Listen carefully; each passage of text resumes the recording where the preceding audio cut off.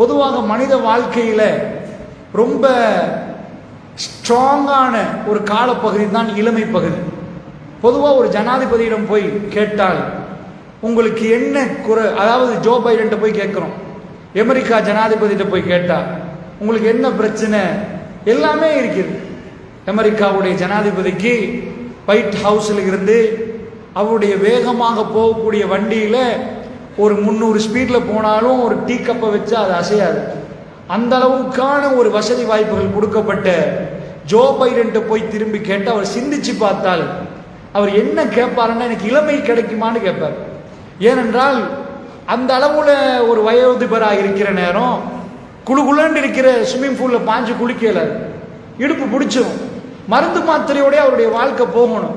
பழையபடி மூளை வேலை செய்யாது, நிறைய மறதி உண்டாகிடும். ஒரு மனிதனுடைய வாழ்க்கையில இது அத்தனையும் அல்லாஹ் ரப்புல் ஆலமீன் கொடுத்த பருவம் தான் இளமை பருவம். ஒரு ஜனாதிபதியால் கூட எடுக்க முடியாத ஒரு பருவம். சாதாரண ஜனாதிபதிமார்களை பார்த்தீங்கன்னா அப்படி பல பலன்னு நிற்பாங்க. ஏன்னு கேட்டீங்கன்னா அவங்க பிளட்டை மாற்றுவாங்க, இந்த பிளட்டை எடுத்துட்டு திரும்ப பிளட் இது பண்ணுவாங்க. அதனால கொஞ்சம் உற்சாகத்தோட ஜோ பைடன் அண்மையில் விழுந்துட்டார் உடத்துல. இப்போ ஒரு 3-4 மாசத்துக்கு முன்னாடி இப்படி பேசி போற நேரத்தில் கால் தடுக்கி விழுந்துட்டார். அடுத்த நாள் அமெரிக்காவில் அவர் பிரஸ் கான்ஃபரன்ஸுக்கு வர்ற நேரம் ஓடி வர்றாரு, நான் இன்னும் கிழவன் ஆகலன்னு ஓடி வந்து காட்டுறான். உண்மையாக சொல்ல போனால் முதுமையை யாராலும் தடுக்க இயலாது, எந்த மாத்திரையாலும் தடுக்க இயலாது. உலகத்தில் ஒரு மனிதன் அவன் இளமையாக இருக்கணும் என்று ஆசைப்படுகிறான். முதுமையை அடைந்ததுக்கு பிறகு இளைஞருடைய குருதிகளை இரத்தத்தை ஏற்றி அந்த இரத்தத்தினால் அவர்கள் இன்னும் கொஞ்சம் பளபளன்னு நிற்கிறார்கள், கொஞ்சம் உற்சாகமாக நடக்கிறார்கள். ஆனால் அது ஒரு பெரிய பணம் கொடுத்து செய்ய வேண்டிய ஒரு இது, இரத்தத்தை மாத்துறது. அல்லாஹ் ஜல்ல ஷானஹு வ தஆலா அது அத்தனையும் இளைஞர்களுக்கு இலகுவாக்கினார். இளமை என்பது மிக பவரான ஒரு பகுதி. சாதாரண நீங்க பறவைகளை பார்த்தீங்கன்னா சில பறவைகள் கூட்டமா பறக்கும். முன்னாடி ஒரு பறவை பறக்கும், பின்னாடி நிறைய பறவைகள் பறக்கிறத நீங்க பார்த்திருப்பீங்க. அது என்ன, முன்னாடி ஒரு பறவை பறக்குது, பின்னாடி அப்படியே ஒரு கூட்டமா பறவை பறக்குதுன்னா, நீங்க மோட்டார் சைக்கிள்ல போற நேரம் வேகமா போற நேரம் காத்தடிக்கும், அந்த காத்தை பிளந்து தான் நீங்க போவீங்க. இது மாதிரி பறக்கிற பறவைகளை பொறுத்தளவுல முன்னாடி போற பறவை காத்தை பிளந்து போகும், போயிட்டு ஒரு 25 நிமிஷம் பறக்கிற நேரம் அது டயர்ட் ஆகிடும், அது அப்படியே பின்னாடி வரும். பின்னுக்கு உள்ள பறவை ஒரு பறவை முன்னாடி போயிடும், திரும்ப அது ஒரு 20-25 நிமிஷம் பறக்கும். அது காத்தை பிரிச்சு கொடுக்கிற நேரம் பின்னாடி உள்ளவங்க லேசா பறப்பாங்க. இதான் விஞ்ஞானம் சொல்லுது. இதே மாதிரி இளைஞர்களை பொறுத்தளவுல இளைஞர்கள் மிக பலமானவர்கள், அவர்கள் இன்னும் ஒரு பலத்தை சேர்த்துக் கொள்றாங்க. மனித வாழ்க்கையில இளமைத்தான் மிக பலமான பருவம். சாதாரண மேல இருந்து கீழே குதிங்கன்னா தைரியமா குதிப்பாங்க, எந்த பிரச்சனையும் வராது. ஒரு அங்க இருந்து கொஞ்சம் அங்க குதிக்கணுமா, இங்க பாயணுமா. இதே ஒரு வயோதிபர் பார்த்துட்டு, தம்பி உனக்கு எத்தனை வயசு, 20, எனக்கு 60, நீங்க உங்க வயசை தாண்டி தான் நான் வந்திருக்கிறேன், எனக்கு 70, நீங்க குதிக்கிற மாதிரி நானும் குதிப்பேன்டா, அவருக்கு குதிக்கலாம் போயிடும். அவர் அந்த பருவத்தை தாண்டி வந்தது உண்மை. அந்த ஹாஜியார் மேல இருந்து கீழே குதிக்க பார்த்தாருன்னா, ஹாஜியார் கொஞ்சம் இருங்க, நம்ம கீழே கபரை தோண்டிடுறோம், நேரம் அங்க குதிங்க, இதுக்கு மேல உங்களால எழும்பி வர முடியாது. வயோதிபம் என்பது, அந்த மாதிரி முதுமை என்பது, அந்த இளைஞர் செய்யக்கூடிய எல்லா காரியத்தையும் செய்ய முடியாம போயிடும். அந்த பருவத்துல சாதாரணமா ஒரு நூல் எடுத்தீங்கன்னு வைங்க, அந்த நூல் ரொம்ப கனத்த பலமான ஒரு நூல், நைலோன் நூல் மாதிரி. அதுல ஒரு 20 நூலை எடுத்து பட்டு போட்டு சுருக்கிற எப்படி இருக்கும், சாதாரணமா அந்த நைலோன் நூல் அந்த மாதிரி ஸ்ட்ராங்கா இருக்கும். அதுல ஒரு 20 எடுத்து முறுக்கி எடுத்தீங்கன்னா எவ்வளவு ஸ்ட்ராங்கா இருக்கும். இதே மாதிரிதான் இளைஞர்கள். அல்லாஹ் ஜல்ல ஷானஹு வ தஆலா அந்த பலத்தை இளைஞர்களுக்கு கொடுத்தா, இளைஞர்களை தனியா அல்லாஹ் வைக்கல. அந்த பறவைகள் கூட்டமா பறக்கிற நேரம் எப்படி ஒரு பறவை முன்னாடி தன் பின்னாடி வர்ற பறவைகளுக்கு ரூட்டை செஞ்சு கொடுக்குதோ, இளைஞர்கள் பான் வாங்க போனாங்கன்னு வைங்க, இங்க இருந்து ஒரு 10 பேர் போவாங்க அங்கேக்கு, அங்க இருந்து இன்னொரு 15 பேர் இங்க வருவாங்க. எங்கப்பா போனீங்க, இல்ல பான் வாங்க போறோம். இன்றைக்கு அவங்க புல் வாப்பாமார்கள், அவங்களும் இளமையை கடந்து வந்தவங்க தான். ஒரு 40-50 வயசுல உள்ளவங்களை பான் வாங்க போல ஒரு 15 பேர் அங்க போயிட்டு, எங்க போனீங்க, வாப்பமாரெல்லாம் சேர்ந்து நாங்க பான் வாங்க போறோம், அப்படியா போவீங்க. அதே 20 நீங்க அப்படி போயிருப்பீங்க, 50-40 ஆகிற நேரம் இங்க தனிச்சிருவீங்க. அந்த பலமும் உங்களிடம் குறையுது, உங்களோட இருந்த கூட்டமும் காணாமல் போகுது. ரப்புல் ஆலமீன் மிக பவரான ஒரு பருவத்தை உண்டாக்கி அந்த பருவத்தில் ஒருவர் மட்டுமல்ல கூட்டமா வாழ்ற ஒரு தன்மையை சேர்த்து அல்லாஹ் உருவாக்கி இருக்கிறார். அதனால இளைஞர்கள் அவர்கள் அங்க குதித்தாலும் 10 பேர், இங்க இருந்தாலும் 20 பேர் நிஜமாக அவர்கள் உதவி கொள்வார்கள். என்ன வேணும் என்று கேட்பார்கள், என்ன உதவி செய்யணும் என்று கேட்பார்கள். அது 30-40 போகிற நேரம் அவர்களுடைய நண்பர்கள் என்ற வட்டாகம் இல்லாமல் போய் குறைந்து தன்னந்தனியாக தன் குடும்பத்தோட வாழக்கூடிய ஒரு நிலைமை உருவாகுது. அல்லாஹ்வுடைய நல்லடியார்களே, இந்த இளைஞர்கள் இப்ப நான் நேரடியாக இளைஞர்கள் யார், இவருடைய தன்மைகள் என்னன்னு நீங்க புரிஞ்சுங்க. இந்த இளைஞர்கள் இன்றைக்கு முஸ்லிம் சமுதாயம் ஏன் இழந்து கொண்டிருக்கிறது, இதற்கு என்ன காரணம், நாம் என்ன பணி செய்யணும்? இளைஞர்கள் கூட்டமாக இருக்கிற இளைஞர்களை பொறுத்தளவுல அவர்கள் மிக பலமானவர்கள், தைரியமானவர்கள். ஆனா இன்றைக்குள்ள இளைஞர்களை பார்க்கிறோம், அந்த பலத்தையும் தைரியத்தையும் அவங்க இழந்துட்டு போறாங்க. ஒரு சமூகத்துடைய முதுகெலும்பு இளைஞர்கள். அவர்கள் நாக்களையும் மூக்களையும் ஏதாவது வச்சுட்டாங்கன்னா அந்த இளைஞர்கள் அப்படியே பலத்தை இழந்துருவாங்க. போதை பொருள் என்பது அவங்கள்ட்ட இருந்து பவர் குறைச்சிடும். சோ இதுக்கு அதிகமா அடிமையாயிட்டு போறாங்க. இன்றைக்கு ஒரு 10 ஆண்டுகளுக்கு முன்னாடி இந்த சமுதாயத்தில் எத்தனை பேர் போதைக்கு அடிமையாகினாங்க என்று பார்த்தா இன்றைக்கு அதை விட பல மடங்கு வேகமாக இளைஞர்கள் அடிமையாயிட்டு போறாங்க. அப்படின்னா இதெல்லாம் நம்ம பார்த்துட்டு சும்மா இருக்கணுமா? ரப்புல் ஆலமீன் நம்மகிட்ட கேட்க மாட்டானா? இப்படி எல்லாம் நடக்கிற நேரம் நீங்க என்ன செஞ்சீங்க? ஏன்னா இந்த உலகத்துக்கு நாம் வந்தது 4 தப்பு நடக்கிற நேரம் எங்களுக்கு ஒன்னும் இல்லப்பா, எங்க குடும்பத்தோட நாங்க வாழணும் நிம்மதியா, இதெல்லாம் எங்களுக்கு பார்க்க இயலாதுன்னு போனால் ரப்பு நிச்சயமாக குற்றம் பிடிப்பார். மன்றாமின்கும் முன்கரன், ஒரு தீமையை நீங்கள் கண்டால் கையால் தடுக்கணும், தடுத்தால் பிரச்சனை வரும். அதை விட நம்ம பாட்டுக்கு போனா பிரச்சனை வராது. இஸ்லாம் என்ன சொல்லுது? குருடன் மாதிரி நீ போனால் குற்றம் என்று இஸ்லாம் சொல்லுது. புத்தி சொல்லும் இதுல கை போட்டா பிரச்சனை வரும் என்று, ஆனால் ரப்பு சொன்னால் நாம் அதுக்கு ஈடுபட்டே ஆக வேண்டியிருக்கிறது. அல்லாஹ்வுடைய நல்லடியார்களே, அல்லாஹ்வுடைய தூதருக்கு அல்லாஹ் என்ன சொன்னான்? நபியே பல்லிக், போய் சொல்லுங்கள் நபியே, உங்களுக்கு எது அருளப்பட்டதோ அதை போய் மக்களுக்கு சொல்லுங்கள். நீங்க சொல்லாம விட்டுட்டீங்கன்னு வைங்க, நீங்க ரிசாலாவை எத்தி வச்சவராங்க மாற மாட்டீங்க. நீங்க போய் சொல்லுங்க. இல்லம் தஃபால், நீங்கள் அதை செய்யவில்லை என்றால் நீங்க ஃபமா பல்லக்த ரிசாலா, நீங்க ரிசாலாவை எத்தி வச்சவராங்க மாற மாட்டீங்க, போய் சொல்லுங்க. இப்படி சொல்லி போட்டு அல்லாஹ் பின்னாடி என்ன சொல்றான் தெரியுமா? அந்த ஆயத்து எப்படி முடியுது? சொல்லுங்க நபியே, உங்களுக்கு நல்ல ஒரு நிறைய மக்கள் கூட்டம் வந்துருவாங்க, அவங்க பூமாலை போடுவாங்க, நபியே போய் சொல்லுங்க. நீங்க சொல்லாம மட்டும் இருக்க கூடாது, சொல்லுங்க. அப்படி சொல்ற நேரம் வல்லாஹு யஸிமுக மினன் நாஸ், மனிதர்களிலிருந்து உங்களை அல்லாஹ் பாதுகாப்பான்றான். தஅவா செய்யற நேரம் ரசூலுல்லாஹ்வுக்கு என்ன சொல்றான்டா? இது செஞ்சா பிரச்சனை தான் வரும், இது செய்தால் மக்கள் பிரச்சனைப்படுத்துவாங்கன்னா ஷைத்தான் இப்ளீஸ் குழப்புவான், உங்களுக்கு அல்லாஹ் பாதுகாப்புன்னு அல்லாஹ் ரப்பல் ஆலமீன் சொல்கிறான். அதனால தீமைகளை தடுக்கிற நேரம், தப்புகளை சொல்லுகிற நேரம் நமக்குள் பெரிய அளவுக்கு பிரச்சனை வரும். அல்லாஹ்வுடைய இல்லையார்களே, அந்த பிரச்சனையெல்லாம் தாக்கு பிடித்து ஒரு முஸ்லிம் என்ன செய்யணும்? இந்த சமுதாயத்தை காக்கும் பணியில் ஈடுபடணும். எல்லா உம்மத்தினரையும் உட்கார வச்சாச்சு, எல்லா நபிமாரும் உம்மத்தினரும் உட்கார வச்சாச்சு. இதுல எதையா அல்லாஹ் நம்பவன் ஃபர்ஸ்ட் செகண்ட் நீ தேர்ந்தெடுத்தா, எதையா அல்லாஹ் நீ ஃபர்ஸ்டா தேர்ந்தெடுப்ப? எந்த உம்மத்து பெஸ்ட் அல்லாஹ்னு கேட்டா அல்லாஹ் தெரிவு செய்யறான். நூஹ் நபி உம்மத்து, இப்ராஹிம் நபி, எல்லாரையும் வச்சாச்சு. எல்லாரையும் உட்கார வச்சு அல்லாஹ் ஒரு உம்மத்து தேர்ந்தெடுக்கிறானா. அந்த உம்மத்து தான் நம்பவன் என்றானா, அதுதான் மிக சிறந்த உம்மத் என்றானா. அது வேற யாரும் அல்ல, ஹாத்தமுல் அன்பியா ரசூலுல்லாஹி ஸல்லல்லாஹு அலைஹி வஸல்லம் உம்மத். குந்தும் கைர உம்மத்தி, அல்லாஹ் சொல்ற நீங்க தான்ப்பா சிறந்த சமுதாயம். வந்த சமுதாயம் உஹ்ரிஜத் லின்னாஸ், மனிதர்கள் வெளியாக்கப்பட்ட சமுதாயங்களில் மிக சிறந்தவர்கள் குந்தும், நீங்க தான் என்கிறான் அல்லாஹ் ரசூலுல்லாஹ்வுடைய உம்மத்தை பார்த்து. ஏன் யா அல்லாஹ் இவ்வளவு பேர் வந்தாங்க, நாங்க ஏன் சிறந்தவங்க யா அல்லாஹ்? இத்தனை உம்மத்தினர்ல எங்களை குவாலிஃபைட் ஆக்கி எங்களை சூஸ் பண்ண என்ன காரணம் யா அல்லாஹ்? தஅமுருன பில் மஅரூஃப் வ தன்ஹவுன அனில் முன்கர் வ துமினுன பில்லாஹ். நன்மையை ஏவுறீங்க, தீமையை தடுக்கிறீங்க, கண்ணும் காணாத மாதிரி நீங்க போகல, பிள்ளைன்னா நிக்கிறீங்க, சரி என்றா சொல்லி கொடுக்கறீங்க, இதுதான் நீங்க சொல்றீங்க. இந்த பிரச்சாரம்னால நீங்க சிறந்தவங்க. நீங்க தான் 4 யூனிவர்சிட்டிக்கு சொந்தக்காரவங்க, உங்கள தான் 1000 சயின்டிஸ்ட் இருக்கிறாங்க, நீங்க தான் விற்பனர்கள் கட்டிட கடையில், அதனால சிறந்த சமுதாயமாண்டா இல்ல. தஅமுருன பில் மஅரூஃப் வ தன்ஹவுன அனில் முன்கர், நன்மை ஏவுறீங்க, தீமையை தடுக்கிறீங்க. வதுமினூன பில்லாஹ், ரசூலுல்லாஹ்வுடைய உம்மத் சிறந்த சமுதாயமாக மாறியதுக்கான ரீசனே தப்பு செய்கிற நேரம் தப்புப்பான்னு சொல்லுவதும் நல்ல வழியில மக்களை அழைப்பதும் தான் காரணம்.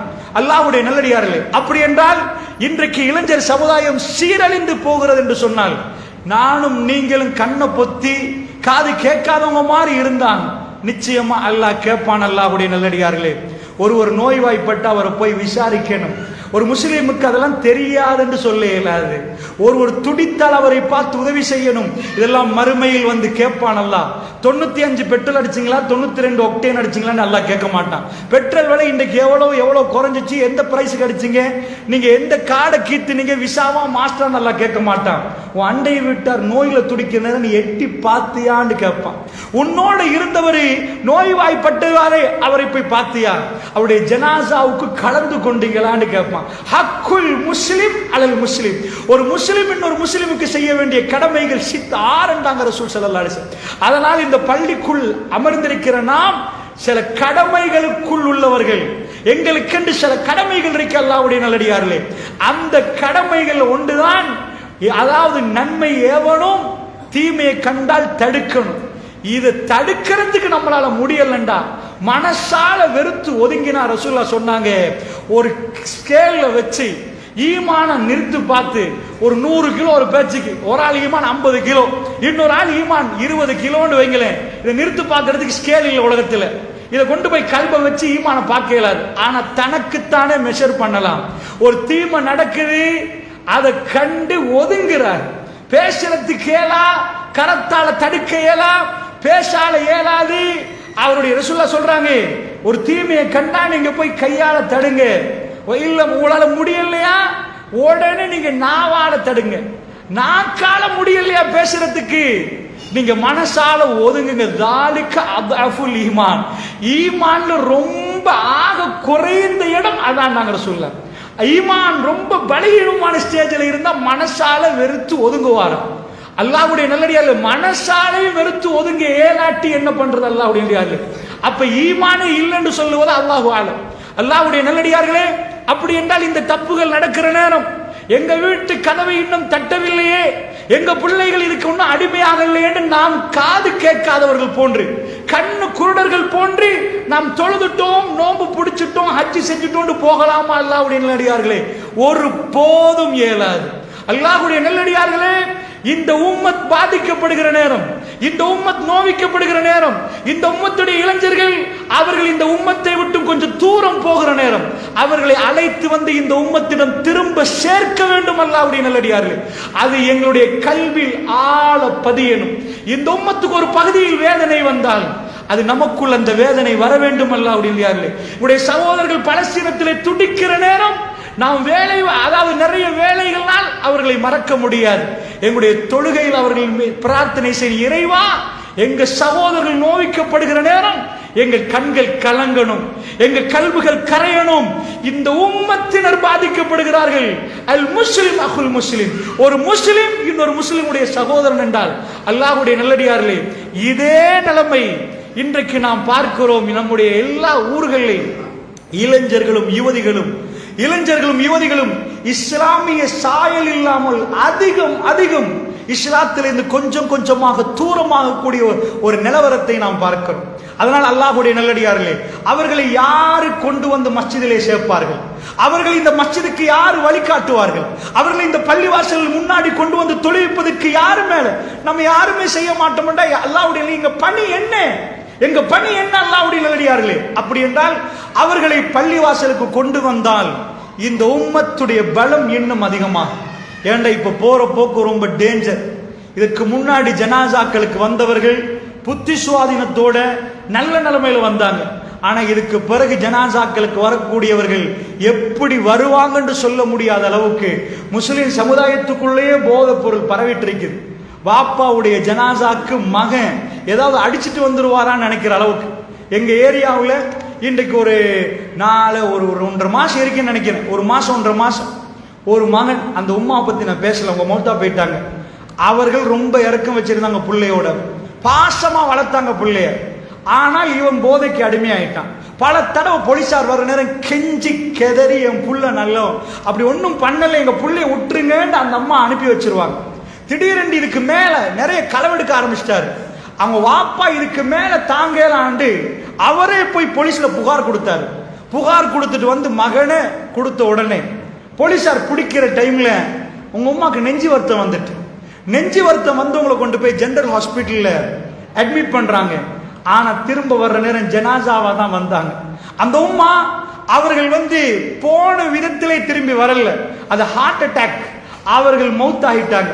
ஆனால் அவ்வளவு நேசம் வச்ச அந்த தாயுடைய ஜனாசாவுக்கு அந்த மகன் எப்படி கலந்து கொண்டிருப்பார். அல்லாஹ்வுடைய நல்லடியார்களே, சிந்திச்சு பாருங்க. அல்லாஹ்வுடைய நல்லடியார்களே, அதிபயங்கரமான ஒரு காலத்தில் நாம் வாழ்கிறோம் என்றா இந்த தீமைகளை எல்லாம் காணுகிற நேரம் ரசூலுல்லாஹ்வுடைய உம்மத்தினராக இருந்தால் நம்ம மேல ஒரு பொறுப்பு இருக்குது. அல்லாஹ்வுடைய நல்லடியார்களே, ஐரோப்பால வாழ்க்கை ரொம்ப வித்தியாசம்.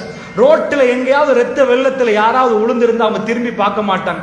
This is not my job, இது ஏன் ஜாப் இல்லப்பா, அது கவர்மெண்ட் செய்வாங்க. வேணுமெண்டா நாங்க நம்பர் அடிச்சு தரோம், ரோட் வழியில நம்பர் இருக்குது, போன் பண்ணுவாங்க, கவர்மெண்ட் எடுத்து போடுவாங்க.